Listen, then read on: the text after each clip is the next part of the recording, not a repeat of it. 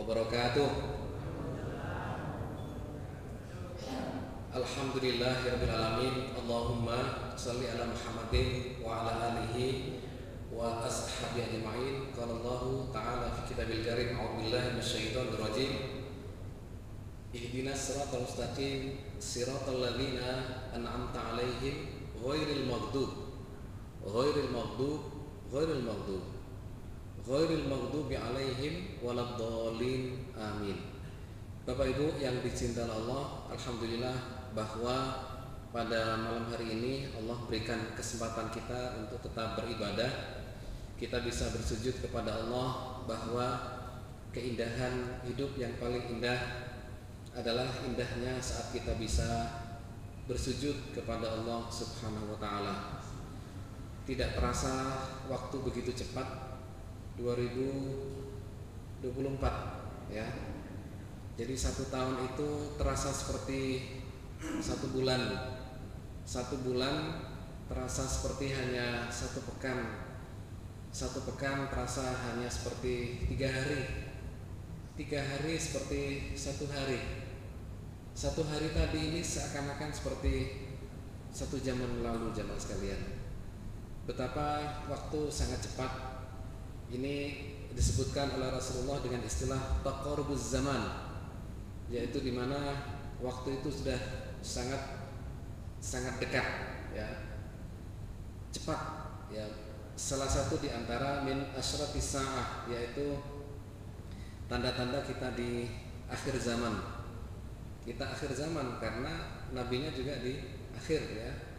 Jadi ya inilah kita hidup pada masa-masa yang memang penuh dengan banyak cobaan-cobaan. Satu hal yang Allah sering ingatkan adalah bab masalah Yahudi ya, Yahudi. Kapan Allah mengingatkan kita tentang bab masalah Yahudi? Jawabannya adalah bahwa Allah selalu dan sering mengingatkan kita tentang orang-orang Yahudi secara tersirat, tidak tersurat.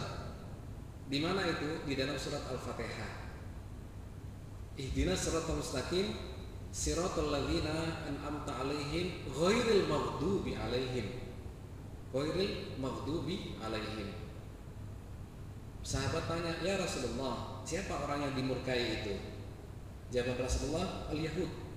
Ya. Maka Ibnu Abbas ketika dia menjelaskan, menafsirkan ayat ini, disebutkan Al-Yahud. Al-maghdub 'alaihim, orang-orang yang dimurkai adalah Al-Yahud. Itu kita baca setiap hari, minimal 17 kali dalam sehari. Artinya apa jemaah sekalian? Jangan lupa, ini ada orang-orang modelnya Yahudi gitu ya. Yahudi. Dan ini real, bukan cerita apa-apa, terjadi ya. Ma'asyirin rahimakumullah, dalam kitab tafsir juga disebutkan al-maghdub 'alaihim al-yahud, yaitu mereka adalah orang-orang Yahudi. Mengapa mereka al-maghdub? Mereka dimurkai ya. Dalam surat Al-Baqarah ayat 61 Allah sampaikan, waba'u bighadabin minallah dzalika bi'annahum kanu yakfuruna biayatillah wa yaqtuluna an-nabiyyina bighairil haqq. Mereka Bani Israel ini mendapatkan murka dari Allah. Yahudi ini bagian dari Bani Israel ya, bagian dari Bani Israel. Mengapa mereka dimurkai? Dzalika bi'annahum kanu yakfuruna biayatillah. Mereka itu kufur dengan ayat-ayat Allah. Mereka itu kalau diperintahkan nggak mau. Nah itu masalah. Begitu selesai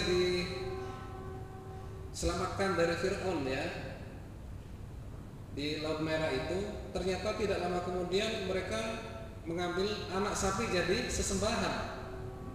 Ya. Dalam Al-Quran disampaikan, walaqad alim wa idh qala Musa liqaumihi ya qaum innakum dzalamtum anfusakum bittikhadhikumul ijla. Wahai kaumku, kan barusan kalian sudah diselamatkan dari Fir'aun, kenapa kalian ambil anak sapi? Nah, gitu ya. Jadi sesembahan kalian. Baru saja gitu ya. Setelah itu ada kasus Al-Baqarah, ya kan? Lalu ada kasus ini, kasus itu, sampai akhirnya mereka Bani Israel diperintahkan untuk masuk ke Palestina. Ya qaum udkhulul ardal muqaddasata allati kataballahu lakum. Wahai kaumku, marilah ya, udkhulul ardo, masuklah kalian ke negeri Palestina. Al ardal muqaddasah, negeri yang disucikan. Ini sudah kita bahas ya dulu itu ya. Palestina sebagai negeri yang disucikan. Ya, ini bahasanya Nabi Musa yang Allah kemudian abadikan ini di dalam Al-Qur'an. Itu artinya memang ini negeri yang luar biasa. Luar biasa. Kenapa? Karena Allah menyebutnya di Al-Qur'an dengan kata-kata Al-Muqaddasah. Ya. Dalam hadis, dalam ayat yang lain, Al-Mubarak. Subhanalladzi asra bi 'abdihi lailan minal masjidil haram ilal masjidil aqsa alladzi barakna. Nah, kan? Barakna. Palestina adalah negeri yang Allah berkahi, haulahu, di sekitarnya itu. Jemaah sekalian, al-Yahud ya, ketika disuruh masuk untuk ke Palestina, ternyata mereka tidak mau. Ya Musa, inna fiha qauman jabbarin. Di dalam negeri itu banyak orang yang hebat-hebat, orang yang perkasa-perkasa. Jadi mereka ini Bani Israel sebenarnya mereka itu penakut.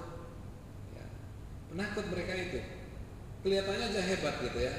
Ustaz, mereka orang Yahudi itu pinter-pinter, sehingga kita ini susah menandingi. Kata siapa? Lah itu ayatnya. Nah, ini perlu saya luruskan ini Pak ya. Ya Bani Israil, dzkuru ni'mati allati an'amtu 'alaikum wa anni faddaltukum 'alal 'alamin. Ya. Wahai Bani Israil, ingatlah pada nikmat yang Allah berikan dan kami lebihkan, faddaltukum 'alal 'alamin. Kami lebihkan kalian di antara yang lainnya. Ini beberapa kadang difahami secara tidak benar. Mereka ini hebat-hebat gitu ya. Hebat-hebat sampai sekarang. Nah, kata-kata sampai sekarang ini nggak benar ini. Kenapa? Karena di situ adalah wa anni, bukan wa inni. Harus dibedakan antara wa anni dan wa inni. Kalau inni sesungguhnya, tapi wa anni itu dulu. Nah gitu ya. Wa anni faddaltukum 'alal 'alamin. Kami melebihkan kalian dulu gitu ya, di antara yang lainnya. Kenapa dilebihkan? Karena di sana banyak para nabi-nabi. Nabi-nabi itu banyak dari Bani Israel. Nabi Ishak, Nabi Yakub ya, Yakub dan anak-anaknya ada Yusuf, kemudian Daud, Sulaiman, terus dan berikutnya terus ya, Yahya, Zakaria sampai Isa alaihissalam dari Bani Israel. Dari mereka jemaah sekalian. Wa anni itu dulu. Nah sekarang sudah tidak ada nabi lagi, sudah habis ya, sudah selesai. Maka itu adalah masa lalu. Jadi bukan masalah apa, tetapi adalah karena adanya para nabi-nabi. Masa sini rahimahullah, mereka penakut ya. Dan mereka tidak mau berdampingan dengan orang lain. Itu masalah. Ini pelajaran untuk kita semuanya. Inna fiha qauman jabbarin. Mestinya mereka disuruh masuk aja sudah. Hidup dengan orang-orang di Palestina kan selesai. Ya, hidup berdampingan. Tapi memang sudah karakternya begitu. Dari dulunya begitu gitu. Maunya mereka sudahlah sendirian, nggak mau dengan orang lain. Mereka yang ya semuanya dia kan gitu ya, egonya luar biasa. Makanya sekarang ada kedudukan dilebarkan lagi. Maunya mereka sudah, nggak mau yang lain. Itu sudah watak mereka dari dulu. Tapi ingat, mereka itu adalah takut, penakut mereka itu, sehingga nggak mau masuk. Disuruh masuk nggak mau. Inilah mereka tidak mau ikuti perintah Allah. Mereka membangkang atas perintah Allah. Ya, jemaah sekalian, ya Musa, ya, inna lanadkhulaha abadan madamu fiha. Ya. Jadi kami tidak akan masuk ke Palestina itu. Bahkan di dalam ayat yang lain, fadhhab anta wa rabbuka faqatila. Mereka itu suka melecehkan, jangankan melecehkan orang ya, Nabi saja dilecehkan Pak. Jadi idhab anta wa rabbuka. Ketika disuruh ke Palestina mereka nggak mau. Mereka mengatakan pergilah kamu Musa dan Tuhanmu. Kami di sini aja duduk-duduk. Kurang etika ini, ya, kurang etika mereka ini. Baik, itulah tentang Bani Israel ya. Yang dari situlah nanti muncul kelompok namanya kelompok Yahudi. Ya. Kapan itu istilah Yahudi muncul? Istilah Yahudi muncul setelah Nabi Sulaiman alaihissalam. Dalam sejarah disebutkan ada sebuah peristiwa besar ya, namanya The Faded of Israel. Terjadi perpecahan di antara Bani Israel, dibagi dua, ya, utara dan selatan. Satu tetap dengan nama Israel dan satu lagi adalah dengan sebutan Yahuzi atau Yahuda. Kenapa kata-kata Yahuda itu, Yahuza itu dinisbatkan kepada satu di antara putranya Nabi Yakub alaihissalam. Yakub punya 12 anak, salah satunya adalah Yusuf alaihissalam, dan satu lagi adalah salah satunya namanya Yahuza. Nah, dinisbatkan kepada mereka. Ini kelompok muncul setelah Nabi Sulaiman alaihissalam. Masalah sendiri rahmatullah, yang bermasalah itu adalah Yahud, ya, Yahud. Jadi ketika mereka hidup pada masa itu sampai terus gitu ya, mereka inilah kata Allah wa yaqtulunan nabiyyina bighairil haq, dan mereka itu membunuh para nabi-nabi. Nabi-nabi dibunuh ya, Nabi Zakaria disebutkan dibunuh dengan cara digergaji bil minsyar. Nabi Yahya dibunuh dengan cara dipenggal lehernya saat sedang bersujud. Nabi disebutkan dalam sebuah riwayat 70 nabi dibunuh oleh mereka. Bahkan versi mereka Nabi Isa itu juga mereka bunuh, dikejar-kejar. Hatta Rasulullah ini juga sama jamaah sekalian. Orang Yahudi itu nunggu-nunggu, ini nabi terakhir di mana ini? Orang Yahudi. Makanya pesannya siapa itu? Bahiro gitu ya, seorang ahli kitab dari kalangan Nasrani ya, fahdhar alaihil yahud, hati-hati nanti kalau sampai ketemu orang Yahudi. Ini dia tahu, kalau Yahudi tahu dia seorang yang ahli kitab ya, jadi bermaksud adalah Yahudi yang membunuh para nabi-nabi. Ini kalau sampai tahu anak ini, orang Yahudi tahu tentang anak ini, maka mereka akan bisa menyakiti atau bahkan membunuh anak ini. Itu pesannya Bahira kepada Abu Thalib waktu Rasulullah usia 12 tahun. Maka saat itu Abu Thalib yang tadinya biasanya 2 bulan diperpendek gitu ya. Jadi waktunya dibuat separuh dari kebiasaannya. Kenapa? Takut kalau ada apa-apa terjadi pada Rasulullah Shallallahu Alaihi Wasallam. Ini yang masalah adalah Yahudi, ya, Yahudi. Maka disebutkan di situ yaqtulunan nabiyyin. Mereka dimurkai oleh Allah karena memang sifat mereka yang memang memerangi orang-orang yang baik, Pak. Orang yang baik diperangi oleh mereka, yaitu siapa? Para nabi. Ya. Terus bagaimana Rasulullah ketika menghadapi orang Yahudi di kota Madinah? Nah, ini pertanyaan, Pak ya. Bukankah di Madinah ada orang Yahudi? Benar. Di Mekah tidak ada, ya. Orang Yahudi adanya di Madinah. Ada 3 kelompok orang Yahudi di Madinah. Yang pertama adalah Bani Qainuqa, yang kedua adalah Bani Nadir, yang ketiga adalah Bani Quraidah. Ya, ada 3 bani di situ. Bagaimana Rasulullah ketika menghadapi mereka di kota Madinah? Rasulullah pada saat sampai di Madinah, ya, biasalah pertama kali datang, ya, komunikasi dengan warga sekitar kanan kiri semuanya, termasuk komunikasi dan kelompok-kelompok dan simpul-simpul masyarakat gitu ya. Salah satunya adalah orang-orang Yahudi itu. Dan Rasulullah melakukan sebuah komunikasi, ya, dan apa? Kalau dalam bahasa kita adalah MOU gitu ya, kerjasama. Udahlah, kita sama-sama komunitas, kita hidup berdampingan sama-sama. Kalau ada apa-apa ya kita hadapi sama-sama. Kita jaga ketenangan. Jangan ada keributan, tidak boleh berkhianat di antara kita, tidak boleh saling menyakiti di antara kita. Oke. Ini disebut dengan istilah piagam Madinah. Ya. Jadi sesuatu yang Rasulullah lakukan dengan orang-orang di sekitar Madinah untuk menjaga kondisi Madinah agar kondusif. Ya. Jamaah sekalian, apa yang terjadi setelah itu? Ya, setelah Rasulullah sudah oke, tahun 2 Hijriah, ya, setelah peristiwa Badar ya, ternyata mereka membuat ulah. Siapa? Pertama kali adalah Bani Qainuqa. Bani Qainuqa ini tinggal ya di Madinah saat ada seorang muslimah yang datang ke pasar mereka ini ya, menyepuk emas. Ternyata datang beberapa orang Yahudi dan meminta wanita ini untuk membuka cadarnya, gitu ya. Wanita itu nggak mau, ngapain, nggak ada urusan, gitu ya. Ternyata apa jamaah sekalian? Yang menyepuk emas ini orang Yahudi juga sama. Lalu mengikat bagian belakang pakaiannya wanita ini dengan tidak diketahui ya, sehingga ketika wanita ini berdiri tersingkaplah auratnya. Begitu saat berdiri dan tersingkap auratnya, teriak, kan diikat sama orang Yahudinya tadi itu. Maka teriak, begitu teriak maka datanglah seorang Muslim. Ada apa? Ini ada orang yang bikin masalah gitu. Akhirnya terjadilah keributan antara Muslim itu dengan tukang sepuk emas itu. Terjadi duel perkelahian. Akhirnya apa? Akhirnya terbunuh itu orang Yahudinya satu orang.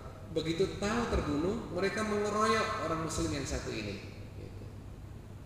Maka terjadilah di situ saling membunuh. Ini ya. Maka Rasulullah marah. Ini ada apa? Siapa yang memulai? Dan semuanya ditelusuri, ternyata memang mereka orang-orang Yahudi bikin masalah. Maka terjadilah peristiwa Bani Qainuqa itu. Yang pada akhirnya adalah bahwa orang-orang Bani Qainuqa akhirnya mereka menyerahkan diri. Perang dan akhirnya mereka takluk dan mereka kalah, dan Rasulullah minta mereka agar keluar dari kota Madinah. Jadi silakan Anda tidak ditawan, Anda tidak dibunuh, tapi Anda harus keluar dari kota Madinah. Akhirnya mereka keluar jemaah sekalian. Bani Qainuqa ya. Yang kedua adalah Bani Nadir. Ini juga komunitas Yahudi di kota Madinah. Waktu itu persoalannya adalah karena mereka ingin membunuh Rasulullah SAW. Bayangkan, ya. Orang Yahudi ini ya punya rencana untuk membunuh Rasulullah. Kan benar. Yaqtuluna nabiyyin, mereka itu ingin membunuh para nabi-nabi. Nabi aja dibunuh, apalagi yang bukan nabi, ya Pak ya. Jadi Anda melihat tragedi kemanusiaan saat ini yang ada di Palestina gitu ya. Itu pada rakyat biasa, Pak. Pada rakyat biasa. Mereka itu justru tokoh nabi aja dikejar-kejar. Apalagi rakyat biasa, mereka tidak punya rasa apa-apa. Jadi tidak punya rasa kepedulian atau apa, enggak itu ya. Nabi Isa dikejar-kejar, ya kan? Itu mereka orang-orang Yahudi. Dan yang diingat adalah Anda tahu, setiap kali ada kata-kata Yahud di dalam Al-Quran, itu ceritanya adalah mesti negatif. Negatif. Artinya apa? Hati-hati ini. Ini adalah orang-orang kelompok yang memang sangat tidak baik. Beda dengan yang lainnya, Bani Israel itu ada yang baik, ada yang buruk. Yang baik adalah mereka para nabi-nabi, gitu ya. Tetapi begitu sudah al-Yahud, nah ini masalah ini. Ya. Ini harus diketahui oleh kita semuanya bahwa ini real ada di kita, dan sekarang ini yang terjadi di Palestina adalah mereka orang-orang Yahudi, Zionis Yahudi. Muslimin rahimahullah, Bani Nadir mereka berencana untuk membunuh Rasulullah. Udah dipersiapkan ini temboknya, gitu ya. Nanti kalau Muhammad datang nih, kita persilakan duduk di sini. Ya. Siapkan nanti dari atas ada batu yang dilemparkan, gitu. Maka betul disiapkan betul itu temboknya, dan tempat duduknya juga disiapkan. Pas Rasulullah dan beberapa sahabat datang ke tempat itu, mereka mempersilakan. Oh ya silakan, ya Muhammad. Nah, datang. Pas disuruh duduk di situ jamaah sekalian, ya Allah. Pada saat Rasulullah duduk, malaikat Jibril kasih tahu, ya Muhammad pergi, gitu. Sekarang pergi. Jadi Rasulullah diminta untuk pergi pada saat itu juga, dan Rasulullah langsung berangkat. Ya, para sahabat juga kaget juga, kenapa kok baru nyampe kok sudah pergi, gitu ya. Sehingga Pak batunya tidak mengenai Rasulullah Shallallahu Alaihi Wasallam, dan Rasulullah tahu rencana ini, gitu ya. Rasulullah tahu rencana ini. Maka ditelusuri, dan memang mereka ingin berperang dengan Rasulullah Shallallahu Alaihi Wasallam. Terjadilah peperangan Bani Nadir itu, dan mereka kalah. Nah, gitu ya, mereka kalah. Ini yang penting harus dicatat. Setiap kali kita perang dan mereka, kita selalu menang, Pak. Nah, gitu ya. Alhamdulillah. Makanya harus optimis kita itu, nggak boleh pesimis. Orang Yahudi pinter-pinter, nggak juga. Ya, yang pinter. Yang nggak pinter ya nggak pinter. Jadi tidak semuanya orang Yahudi itu pinter, yang tidak pinter juga banyak. Ya. Intinya apa? Usaha kita, bagaimana kita bisa lebih baik dari mereka. Saya termasuk yang ya memberikan apresiasi yang luar biasa saudara-saudara kita Hamas ya di wilayah Gaza. Mereka luar biasa, hafalan Qur'annya luar biasa. Para pasukan-pasukannya juga baca Qur'annya rata-rata hafal Qur'an kan gitu. Anak-anak kecil aib manakala mereka itu tidak hafal Qur'an. Anak kecil saja aib kalau mereka itu tidak menghafal Al-Qur'an. Jadi rata-rata mereka sejak kecil itu sudah punya pegangan Al-Qur'an jamaah sekalian. Ini yang membuat kekuatan ruhiyah yang dimiliki oleh saudara-saudara kita di sana. Sehingga meskipun di dalam terowongan itu berhari-hari, mereka itu kuat jemaah sekalian. Sudah biasa puasa ya kan? Ya Allah, sudah biasa puasa. Dikasih air, ya airnya kemana-mana kan begitu. Orang itu mereka hanya baru tahu level 1 ya. Jadi itu terowongannya tidak hanya satu jemaah sekalian, ada 3 lapis. Yang lapis paling atas itu adalah untuk ya biasalah mobilisasi kan gitu ya, kesana kemari. Yang kedua untuk istirahat, yang ketiga adalah untuk persenjataan. Begitu. Sehingga mereka hanya tahu yang pertama saja, ya sudah hilang setelah itu kemana-mana. Kok bisa Ustaz? Sampai ya karena itu di Arab loh ya, bukan di sini. Kalau di sini sekian meter sudah banyak air, di sana itu air keluar kalau sudah sekitar 100 meter. Jadi kalau ngebor air sumur gitu ya, 100 meter baru ada air. Kalau kurang dari 100 nggak keluar airnya. Kita di sini berapa meter sudah keluar gitu ya. Nah beda ya, iklim kita dengan mereka. Jemaah sekalian memiliki sebuah semangat ruhiyah yang luar biasa dan tahu betul bagaimana karakter orang-orang Yahudi dan bagaimana menghadapi mereka. Yang mereka sebenarnya adalah penakut. Ya. Beberapa kasus ya, bom tank mereka itu kan diledakkan dalam jarak 0, ya Pak ya. Jarak 0 itu artinya apa? Artinya orangnya itu meletakkan bom di tanknya langsung gitu Pak. Dan ini nggak terjadi pada mereka. Bayangkan jaraknya 0 gitu. Ketika datang gitu ya, langsung ditaruh bom di situ kan, ditinggal meledak. Ini luar biasa. Mereka nggak berani begitu. Mereka taunya dari jauh, ya Pak ya, pakai senjata lengkap ini dan itu, ya sudah jadi bidikan oleh saudara-saudara kita di Palestina. Masalah sini rahimakumullah, ini Yahud ya. Lanjut. Lalu kemudian Bani Quraidah, ya, Nadir juga sama. Mereka kalah dan diminta untuk keluar dari kota Madinah. Yang Bani Quraidah terjadi pada 5 Hijriah kasus ini. Ini karena mereka ikut dalam peristiwa Ahzab atau dengan sebutan perang Khandaq. Khandaq itu berarti pakai parit ya di Madinah. Ahzab itu artinya kelompok-kelompok. Artinya apa? Artinya koalisi orang-orang Quraisy dengan kabilah-kabilah ya di kanan kirinya untuk menyerang kota Madinah. Ternyata ini Bani Quraidah itu ikut dalam koalisinya orang-orang Quraisy. Gitu. Kalian dari depan, saya dari belakang, gitu. Wah ini ya. Dan itu diketahui. Zaman-zaman segitu namanya intelijen sudah jalan itu. Tahu, ada ini, ada itu tahu. Sampai di mana kafilahnya itu tahu, semuanya tahu. Ya. Jadi mereka ternyata pro dengan orang-orang Quraisy ketika itu. Sehingga begitu orang-orang Quraisy itu kocar-kacir ya. Kocar-kacir Pak ya. Peristiwa Ahzab itu adalah Khandaq gitu ya. Mereka tidak bisa lewat. Lalu Allah kirimkan angin yang sangat dahsyat. Angin ya.